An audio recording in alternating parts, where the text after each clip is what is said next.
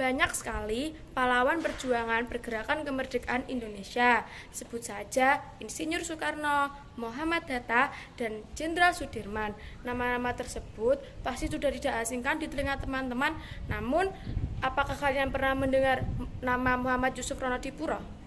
Siapa sih beliau? Apa peran beliau dalam perjuangan pergerakan kemerdekaan Indonesia? Untuk mengenalnya, yuk simak ulasan berikut. Muhammad Yusuf Ronodipuro lahir pada 30 September 1919. Ia lahir di Salatiga, Jawa Tengah. Dulu nama Indonesia masih Hindia Belanda loh. Ia merupakan lulusan sekolah menengah tinggi AMS Batavia. Muhammad Yusuf Ronodipuro memilih pujaannya yang bernama Siti Fatimah Rasad. Pernikahannya dengan Siti Fatimah Rasad dikaruniai 3 anak, yaitu Darmawan, Irawan, dan Fatimah. Dalam karirnya, Muhammad Yusuf Ronodipuro pernah bekerja di salah satu radio militer milik Jepang yang bernama Hosokyoku. Muhammad Yusuf ini bekerja sebagai wartawan di sebuah radio yang dipimpin oleh Tomofuji.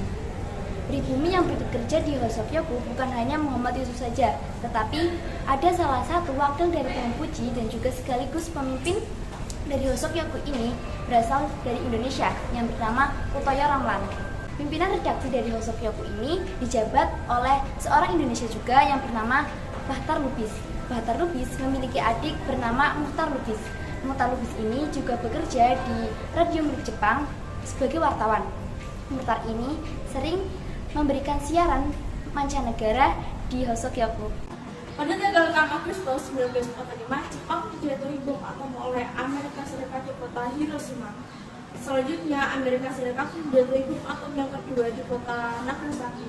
Akibat dari penyerangan ini, Jepang menyerahkan masyarakat sekutu. Kabar jatuhnya Jepang dari sekutu ini tentu tidak disia-siakan oleh Indonesia untuk mendeklarasikan kemerdekaannya. Tepat di hari Jumat pagi pukul 10.00 tanggal 17 Agustus 1945 dibacakannya proklamasi kemerdekaan oleh Pierre Soekarno di Jalan Pegangsaan Timur nomor 56. Sebenarnya Muhammad Yusuf tidak mengetahui perihal adanya proklamasi karena sejak tanggal 15 Agustus 1945 staf Hosokyoku dilarang untuk masuk maupun keluar. Saat ini Muhammad Yusuf bekerja di Hosokyoku. Radio Hosokyoku dijaga ketat oleh kepentai atau polisi kemiliteran Jepang. Namun entah bagaimana caranya Syahrudin bisa masuk ke dalam radio Hosokyoku dan mencari Muhammad Yusuf Ronodipuro. Syahrudin ini memberitahukan kepada Muhammad Yusuf perihal tentang akan adanya proklamasi dan memberikan selembar kertas dari Adan Malik yang berisikan teks proklamasi.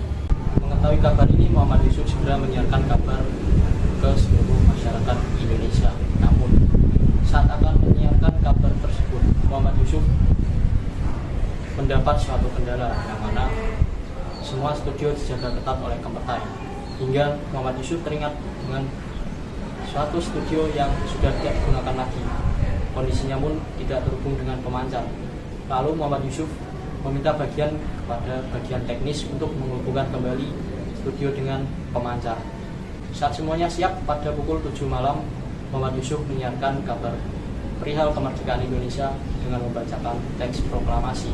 Kabar ini disiarkan menggunakan bahasa Inggris selama 20 menit agar mudah dipahami oleh radio mancanegara seperti BBC, Radio Amerika, dan lainnya agar dapat diteruskan ke seluruh dunia. Dampak dari tindakan M. Yusuf dalam menyiarkan kabar kemerdekaan yaitu M. Yusuf ditangkap oleh tentara Jepang dan mendapatkan siksaan fisik.